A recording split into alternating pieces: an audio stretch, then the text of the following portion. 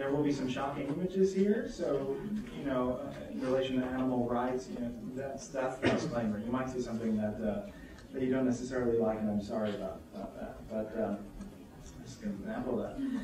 Damien Hirst, The Physical Impossibility of Death in the Mind of Someone Living, centers around a 22-ton, 14-foot tiger shark, isolated in a large vitrine filled with 7% formaldehyde solution. It's the first in a series of sharks preserved in massive tanks, including the beautiful Inside My Head Forever and The Kingdom. Its first installation in 1992 at the Young British Artist Show at the Walsh Gallery in London immediately gave Hirst widespread name recognition and landed him a nomination for the coveted Turner Prize, an award he did not receive. Critical responses to the work have deviated little from those generated by its first installation, ranging from interpretations of the piece as a symbol of what the art critic Robert Hughes called cultural obscenity, to those aimed at gauging Hirst's questionable ethics and morality, usually in regard to animal rights and greed, and those which position the work as a major breakthrough, following something Gary Tintereau said about the work, that it epitomizes the art of our time. Made squarely in the midst of an era not known for its so-called shock art, known in the late 1980s and early 1990s, which, as Stephen Dubin has observed, tested, quote, the inclination we all share to quash expression when our own buttons are pushed. Think about this as we go through that inclination. Hirst's piece played directly into, and indeed willingly so, the issue of censorship and freedom of expression in the arts at the epicenter of that debate. But despite its acclaim on all of these counts, scholarship is yet to establish a connection between one of the most important works of our time and cabinets of curiosities.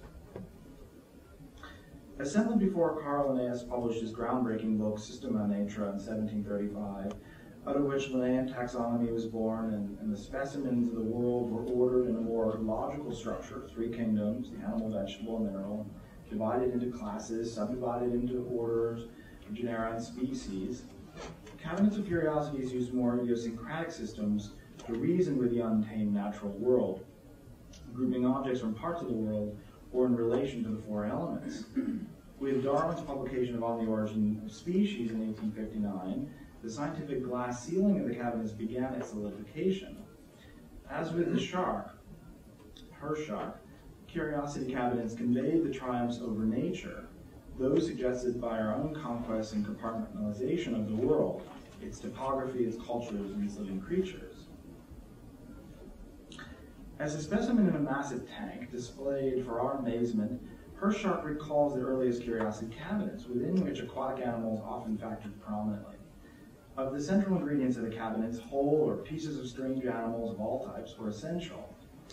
In the first known pictorial representation of a cabinet, a 1599 engraving from the De Historia Naturae, the Neapolitan apothecary Frontin Peridot's stuffed crocodile, and you've seen this a few times now today, that is on the ceiling in the image on the left, mounted there on the ceiling, along with this collection of stuffed fish, shells, and mammals, provides the earliest image of the theme which Hirst continues. The various shells and sea animals, along with the shark's tooth, displayed on the table in Franz Franca the Younger's 1636 painting at the right, shows this further and points toward the currency placed on shark parts as curiosities. In several pieces Hirst made that same year, 1991, of the same moment of the shark piece, he reimagines the highly organized assemblage of natural specimens as in a curiosity cabinet.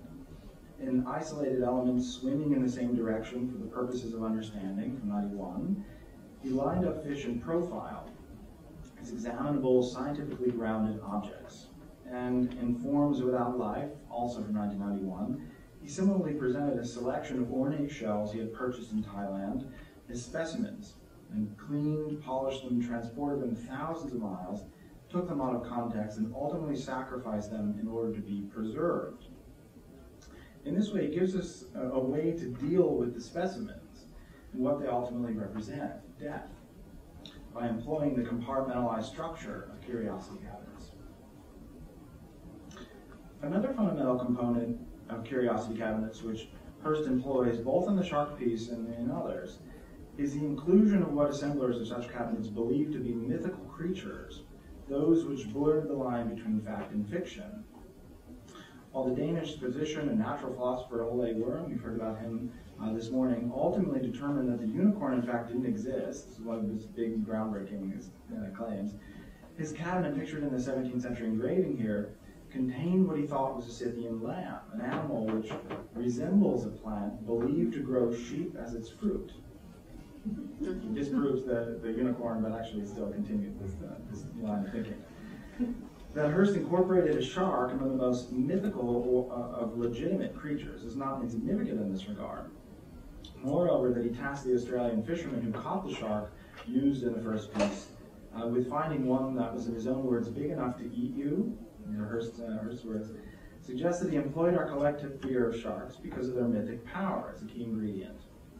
With at least a 400 million year history, they're timeless symbols of power, a nearly perfect creature with impressive capabilities, but they're universally feared, blending in their aquatic environment and employing the elements of surprise to mercilessly attack their prey. Emphasizing this, Tinderon, another installation at the Metropolitan, located the Hirst piece in the company of a copy of Copley's Watson and the Shark from 1778, you see this at left, and Homer's Gulfstream from 1899. It's precisely this fear which guides part of the conceptual platform of Hirst's piece, in the sense that he has rendered the beast powerless, having eliminated its ability to harm us. Positioning humanity over nature and its specimens, he appropriates the central tenet of curiosity cabinets. Hirst's Golden Calf from 95 continues his interest in blurring the boundaries between fetishizing mythic creatures and triumphing over them by displaying their specimens in what assemblers of curiosity cabinets would have considered to be sensible systems. Through its inclusion of 18-carat hooves and horns, along with a solid gold disc, Hirst transforms an ordinary cow into a mythic creature. That the work sold for $18 million raises another intriguing, it gets worse. Sold for $18 million raises another intriguing parallel with curiosity cabinets. That the more curious the artifacts it contained, the more value it held as a commodity. Recalling Bill Horrigan's organization, that assembling a curiosity cabinet was, quote, an accumulation of commodity. In his book, Significant Images, the late 16th and early 17th century Dutch moralizing poet Romer Visscher, for example, criticized the amounts of money people paid for rare shells, representing a series of shells with the caption, you see this out left, "It's sickening to see the kind of things for which fools will put out money." Some of us might have that reaction today to some of these pieces. It's a similar sickness which becomes central to the overall meaning of Hirst's shark piece, one understood vis-a-vis the issues of commodity it raises. That Hirst tank piece stylistically reflects key earlier works by Jeff Koons, including his own tank piece, 3-ball total equilibrium tank at the Ride from 1985, draws even more attention to the issue of commodity in the shark piece. As Koons aptly demonstrated with Pink Panther and other works, even ordinary things, kitsch, have the potential to become beautiful and commodifiable. Understanding how commodity relates to the shark piece then requires another look at the role Charles Saatchi played in the work. Saatchi, the co-founder of the New York-based global advertising agency Saatchi & Saatchi and owner of the Saatchi Gallery, commissioned the shark piece in 1991. Among the most important collectors of contemporary art, Saatchi began collecting in 1969, and by 2010, it amassed hundreds of seminal contemporary pieces, which he's recently donated along with the gallery to the City of London. This was 2010. Put simply, Saatchi's expertise in advertising permeates nearly every aspect of his collecting. It's evidenced by the continued ensuing controversy surrounding the now notorious Sensation exhibition, which debuted in September 1997 at the Royal Academy of Art in London and continued its successful reign in Berlin and in New York. It was supposed to go on in Australia, but it didn't work because of the controversy. They didn't want the show at all. Saatchi lent 110 works by 42 contemporary artists from his collection for the show, which, as we all probably know, sparked heated debate when installed in its last venue at the Brooklyn Museum of Art. Mayor Rudolph Giuliani's PC denunciation of the exhibition, now that's a phrase by Peter Sheldon, not mine, position free expression advocates on the one hand against more conservative opinions of how taxpayer dollars should be spent.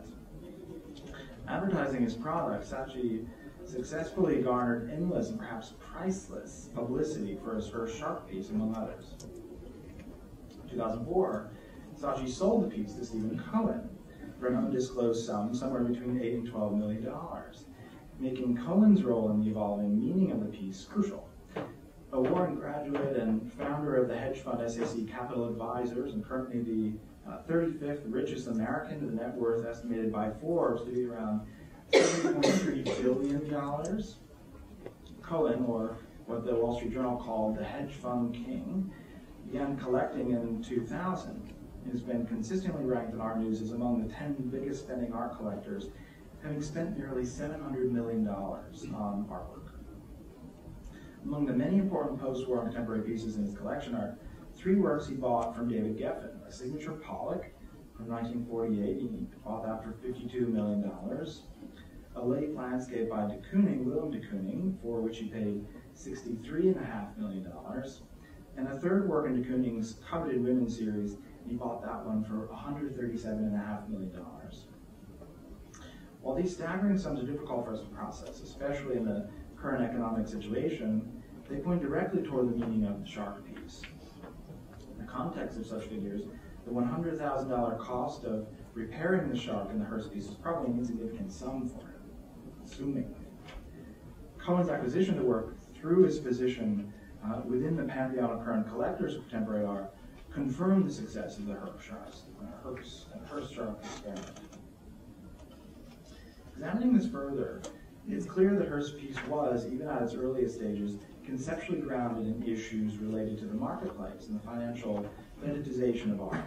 Made just 1 year after the Japanese businessman Ryoi Seton in 1990 sanctified the era of blue chip art, he paid the remarkable sum of $82.5 million in a Christie's auction for the work at the left, Van Gogh's Portrait of Dr. Gachet in 1890, a record unsurpassed until the 2004 sale of Picasso's the painting you see at the right, Boy with a Pipe, from 1905, that garnered $104.2 million.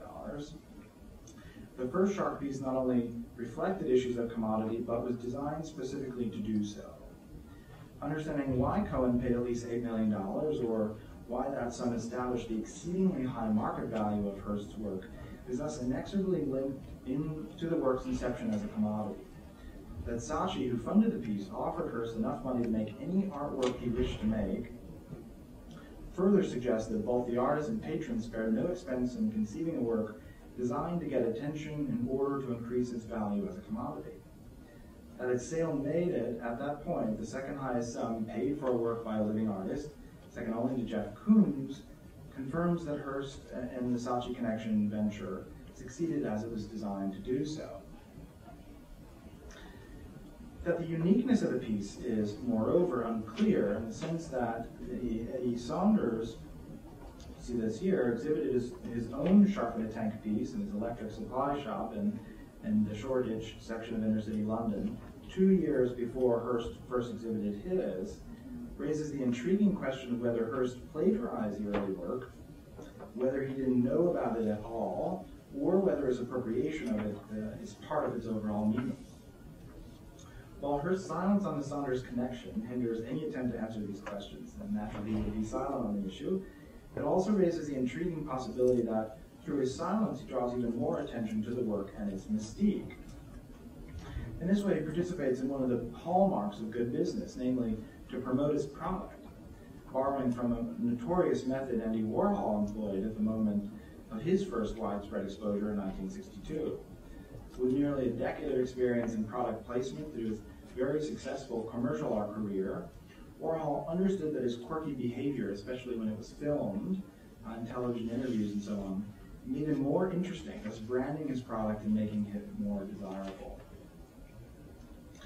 While such a blatant use of the marketplace and the packaging and sale of the piece seems for some to be somewhat distasteful, threatening the romantic notion of the avant-garde artist swimming upstream against the current of the status quo despite the financial repercussions, Hirst cleverly sidesteps this claim by making commodity and the reality that these pieces will indeed be sold for exorbitant prices, the central component of the conceptual platform of the pieces. In fact, Hirst willingly reaps the benefits afforded by the controversy caused by his pieces, hoping they will fetch the excessive sums that they in fact do. His two-day auction at London Sotheby's in September 2008, one called Beautiful Inside My Head Forever, made him more than 70 million pounds. That this was the first time a living artist sold more work directly through an auction house rather than a gallery, thus giving more control to the artist, further reveals that Hirst wholeheartedly embraces the system of commodity rather than politely shying away from it. All of the money transacted for art in this manner plays into his goal for the pieces, one which stems directly from the 91 Shark piece, namely to underscore the point that money only benefits the living. In this way, a large tank filled with a shark and the formaldehyde which preserves it, or an image of death, essentially functions not unlike the more traditional iconography of the memento mori. Hirst continued his use of the theme. That he continued his use of the theme underscores a seminal role played by the first shark piece. It is evidenced by his recent work For the Love of God, which you see here, 2007, aptly named for Hirst's mother, who asked him, "For the love of God, what are you going to do next?" Made from a human skull dated to either the late 18th or the early 19th centuries, embellished with 8,601 flawless diamonds, or about 1,100 carats, at a total expenditure for Hirst of more than 14 million pounds. The piece, in the critic Richard Dorman's view, questions something about morality in the art of money. Yeah. Borrowing stylistically and conceptually from 15th and 16th century Mosaic masks, like the one that you see depicted here, Tezcatlipoca, which represents one of the four most powerful creator deities in the Aztec pantheon, in blue turquoise, through its use of blue, turquoise, and other lavish materials, her skull piece again unites a theme of death and commodity. Originally, the mask at left, worn in priestly regalia, naturally functioned as a stand-in for the Aztec god. In the primary feast devoted to him, called Toxcatl, celebrated annually during the 5th month of the Aztec calendar, a young man every year who had been selected the year before as the earthly embodiment of the god, who had thus lived like the god throughout the year, marrying 4 wives, having 8 attendants, among many, many other benefits, was sacrificed in front of a procession of onlookers. Death became a spectacle, and the mask, through its lavish form, straddled the paradigms of life and death, of the eternal life of the god and the inevitable ritualistic death of its human embodiment. Through an appropriation of the Aztec context, Hirst, with the skull piece, poses the same question for viewers as the one he articulated in the shark piece, namely, what is your role, you as viewers, in the death of other living things, and how finite and concrete are the paradigms of life and death? The deterioration of the first shark used in the piece further problematizes the question. The initial poor preservation of the work, including bleach poured into the solution by the Walsh Gallery, and they don't like to talk about this, but in an attempt to clear up the murky water, ultimately caused the decomposition of the first shark. In 2006, it was replaced with another one, after a failed attempt to reconceptualize the piece by gutting the original shark and stretching its skin over fiberglass mold, which left it, in Hirst's view, much less frightening. The new shark, also caught in the waters of Australia and Queensland, approximately the same age as the first, about 25 to 30 years old, was then placed in the same vitrine as the first, now in 7%, up from 5%, formaldehyde solution. In the second incarnation, the new piece raises the question of whether it's the same artwork as before. As Hirst mentioned, this is a big dilemma. He went on to say, artists and conservators have different opinions about what's important, either the original artwork or the original intention. He said, I came from a conceptual background, it's the same piece. In either case, with a closer eye on the various claims by such animal rights groups as the People for the Ethical Treatment of Animals, the killing of both sharks raises significant ethical issues, not the least of which is that the current way in which the shark is preserved leaves open the possibility that the current shark, the 2006 shark, will deteriorate just as the 1991 shark had. potentially mandating the capture of subsequent sharks. That its future owner will likely be faced with the decision to either continue to replenish the sharks or discard the work altogether, also points toward the overall meaning of the work. Will that owner, in other words, sacrifice life to guarantee a highly valued investment? All of this suggests that rather than just being a killing machine in a box, this is something that Roberta Smith called it, the first shark piece reveals his rationalization of death, the remnant of something no longer living, scientifically preserved in a tightly controlled, tidy compartment. In this way, it set the stage for a subsequent compartmentalized cases, latrines, and other forms, those which attempt to de-emotionalize the reality of death to make it palatable, to remove its fear, making it controllable by human rational thought and processes. By provoking questions concerning mortality, the processes by which living things die, and the role of the artist and viewer in both, first presupposes our discomfort with the theme and the reality of death, and offers a rational platform on which to come to terms with an observable scientific phenomenon. It's in this way that he's appropriated a fundamental truth about cabinets of curiosities, that while they were intended in large measure to showcase the worldliness and wisdom of the individuals who assembled them, their organizational underpinnings, or neatly ordered categories within which one catalog displayed and viewed one's curiosities, ultimately revealed a rationalization of death, of objects once living, now carefully stored away for posterity. Moreover, Hirst, with the shark piece, employs and manipulates the marketplace so that he can achieve his desired result of selling the work for an exorbitant sum. In order to reinforce the reality, I hate to end on this note, but in order to reinforce the reality that commodities mean nothing at the moment of death, forcing us to imagine the possibility of the idea of death in the mind of someone living. Thank you.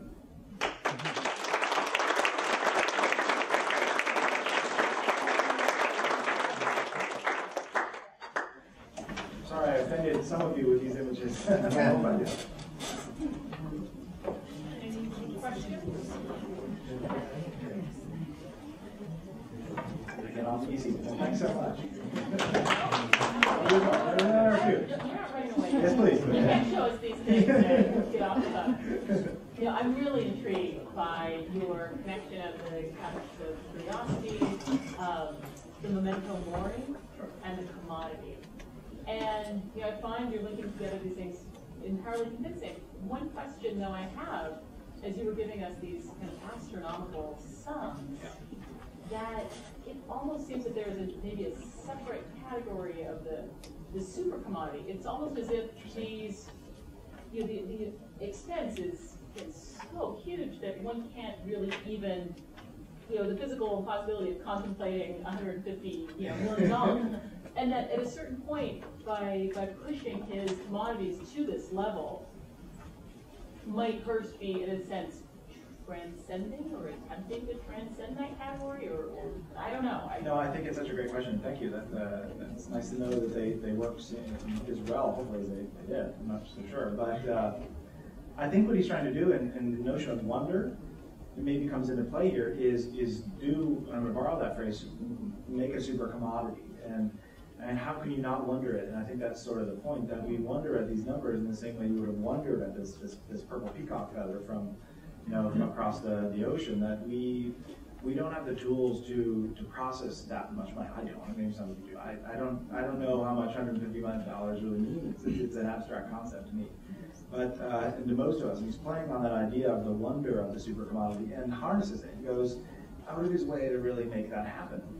I mean, in this case, he spends, in the case of the skull piece, like $20 million to make the thing. So he's investing in what he knows will become, not just that he hopes will become, but through the very clever marketing of the Saatchi-Cohen connection, it will become a super commodity, and it becomes part of the wonder of a curiosity cabinet. But he does it in so doing to suggest that the other fundamental component of the cabinets, that these are dead things, and we look at them and we've locked them away in these categories, and we're marveling at them, but you can't take these things with you. These are all ultimately meditations on that sort of thing. And for him, it's always come down to well, you're foolish enough to buy this then, knowing that you can't take it with you, so the joke's on you, and I get $100 million out of the deal too, you know, so it's part of the whole piece.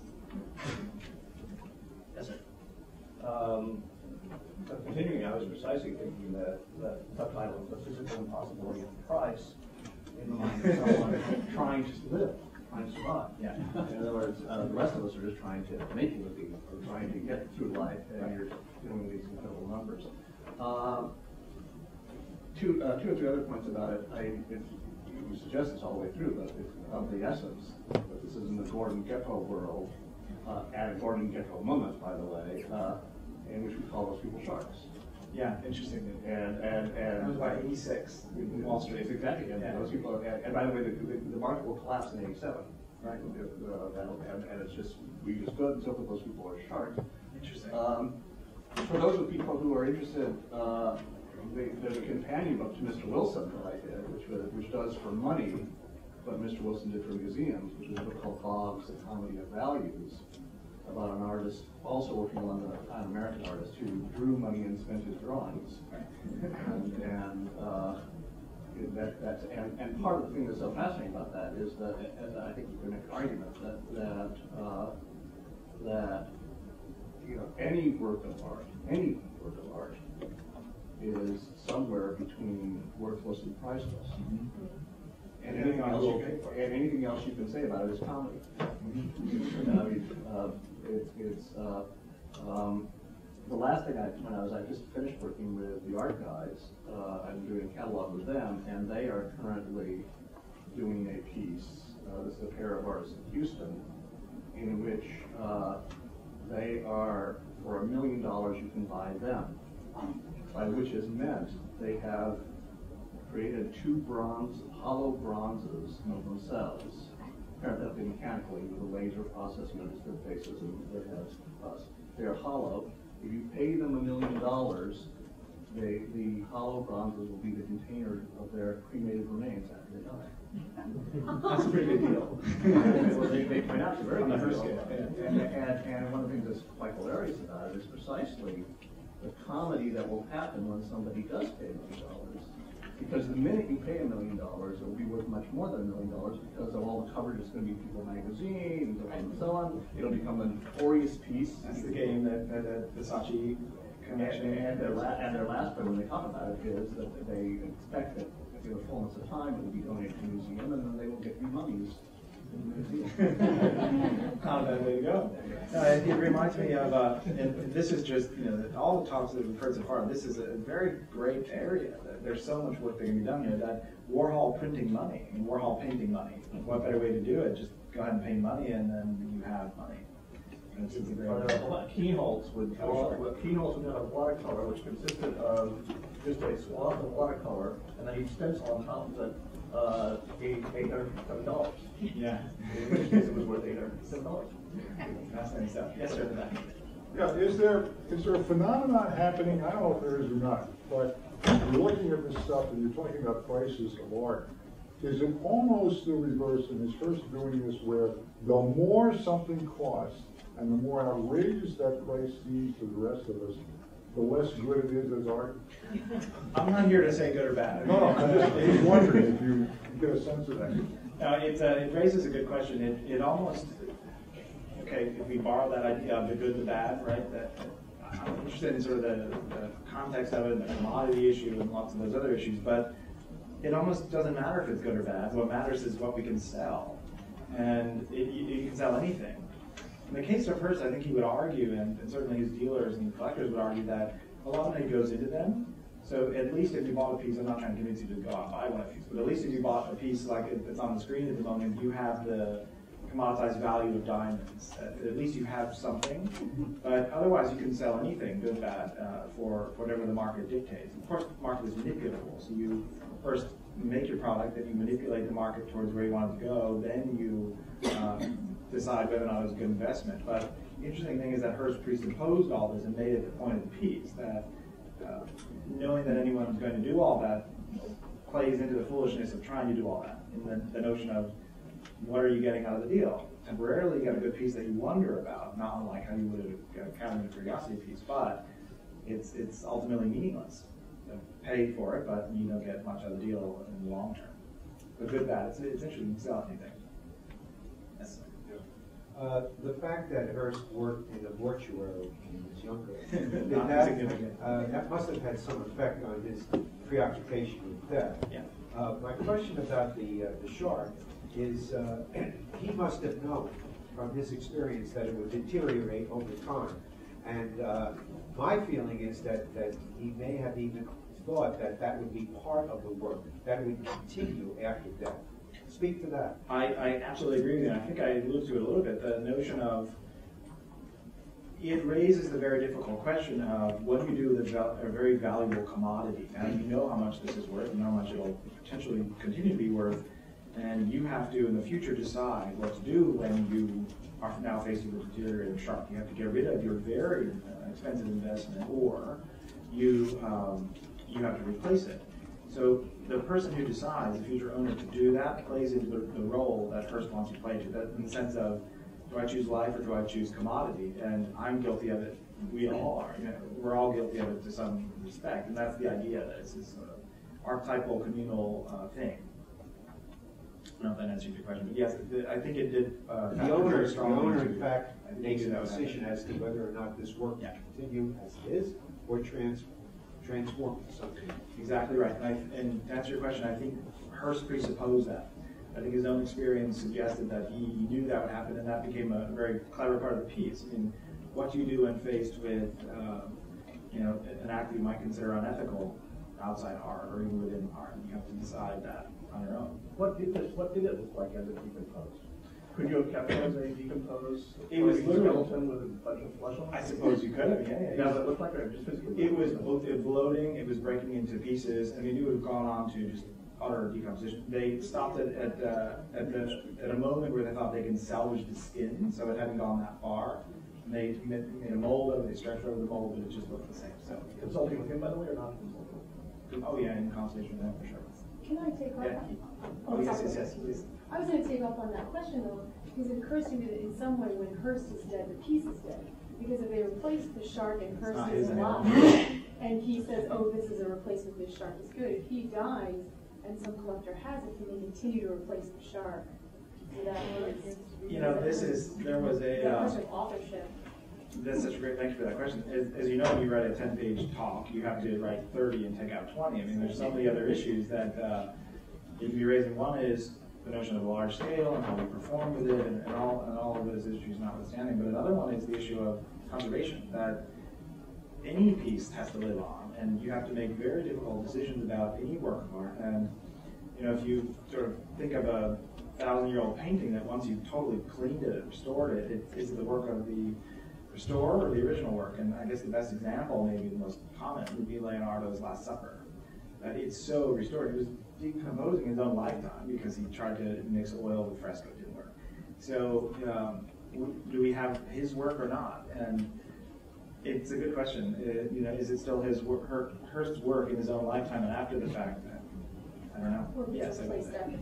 Yeah, exactly right. I mean, at what point does it cease becoming his work? I think he would argue that he uses objecthood, in other words, the shark, the case, the tree, all these things, just as the springboard for the conceptual argument of the piece. So as a conceptualist in this way, the idea is going to be more important, and therefore the object is irrespective.